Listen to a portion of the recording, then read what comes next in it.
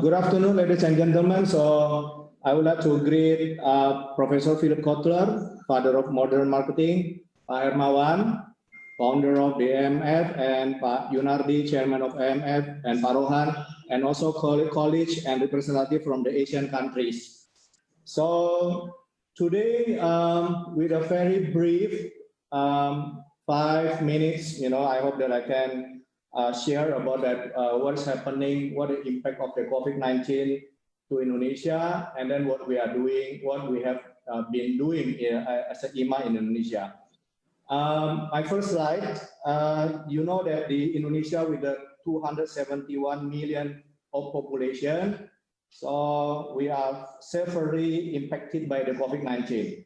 By 26th of May, people that get infected already reached over 23,000, with the death case 1,418. And Indonesia 2020 actually has a GDP projection 5.3%, but it will project it to down to 2.3%, and then with the worst case scenario, we're reaching to minus 0.4%. I am just attending the Zoom meeting with the Financial Services Authority. I just get the information that the first quarter result of the GDP of Indonesia is only reached 2.7%. It is worse than what is predicted, because remember that the COVID-19 only hit us in the mid of March. So with only half month in March, the impacting to the Q1 economic to the GDP is only reached 2.7%. And then I think the government has put a lot of the incentive to government provided various economic stimulus, fiscal and monetary, and then the government decided to pour 43 billion US dollar, which is represent 3.9% of Indonesia GDP. Indonesia GDP is about 1,100 trillion US dollar. So I think this is to use for the social safety net, tax incentive, capital injection to the SOE, and then also the interest subsidy for the small medium enterprise. And then I guess the other thing is that the central bank also reduced the 7-day repo or reverse rate to 4.5%. It is to stimulate the economy and also to reduce also the gross to giving a stimulus, putting more liquidity into the market. And then the other things that I would like to update you that the Financial Services Authority, because this COVID-19 firstly impacting to the real sector, and then it affecting to the financial services sector. In the crisis of 98, we see the crisis starting from the financial services and then hit the real sector. So this time is another way around. So to give you an idea that banks in Indonesia already doing a restructuring of the loan about 30 billion US dollar up to like last week. And then for the non-bank is about 4.5 billion US dollar. And you know that this might giving another impact from the financial services and back to the sector real, because then if the financial service sector is not healthy, then we're impacting to the real sector. Indonesian Marketing Association situation, for your information, that it consists of the 44 chapters throughout Indonesia, and then it affected to the many sectors this COVID-19, including with the retail, automotive, commodity, financial services, property, and others. And then IMA, we also have put on hold some activity that we planned before. But on the April 4, we do a virtual national summit with all the member and then chapter of the IMA throughout Indonesia. And then I also would like to give you some update about from the real sector, from the company that I'm work with, Astra International listed company. To give you an idea that, the car sales is like predicted to down 40 to 50%. Motorcycle sales is down 40 to 50% also. And then the NPL is in, we're seeing that it will be, increased. And then commodity price, because 50% of the economic of Indonesia is they depend on the export. And then this sector is majority coming from the commodity. And then the commodity is especially like the coal price actually is down a lot in affecting to the mining and also to the mining contractor company.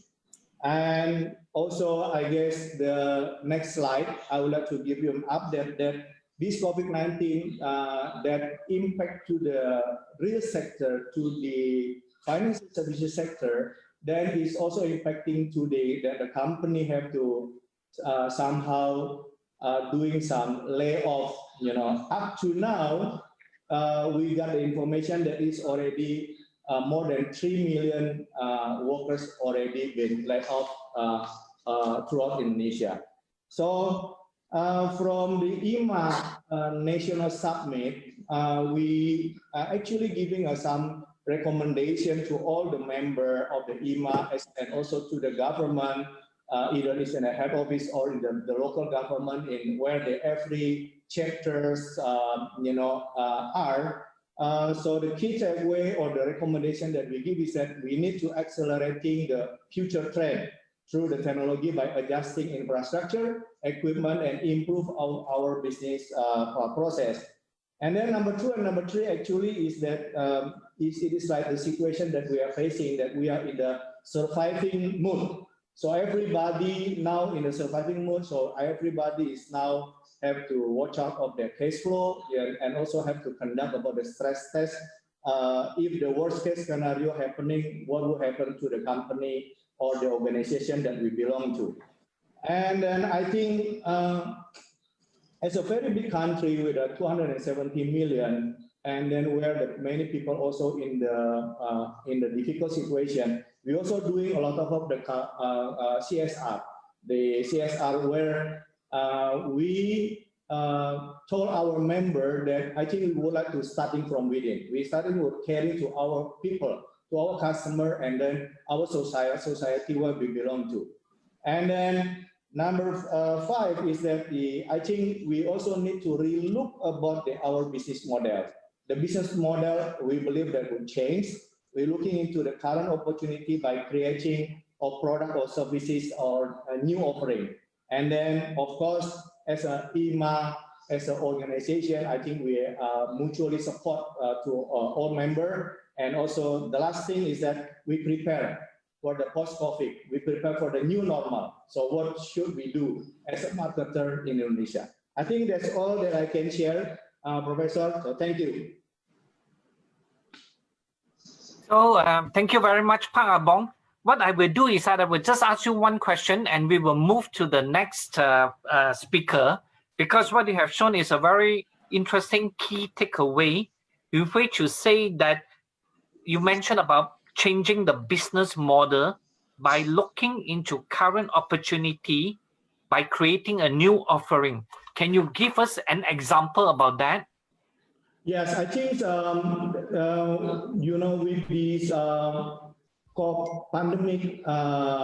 pandemic situation where all the people in, the activity is limited and then have to work from home. So I guess all the sales or marketing offering, I think you cannot do it like today offline. So then I think you need to combine it with the online. We can see now those business that having some channel of the online, actually they can still get some revenue. So they are not like down 90% or down 80%, but they're probably only down 50% or 30%. So I think then it would, accelerate this trend of the online business to be adopted by more players in the industry. So I guess, a simple way like the salesperson or marketing person, even if they are working from home, I think, you have to be able to have the channel of the online for your offering to the customer. And then be very creative in terms of what can you offer, because then I think it is different when you do offering this offline, when people can see the product live. But with the online, I think you have to be very creative about how you're packaging of your product or services. I think they are more or less, with the COVID-19, with the availability of the technology that available in the market, then I think our business model needs to be, changed or reshaping. Yeah. So thank you very much, Pak Bong. Thank you very much for your presentation as well. We learned a lot from it.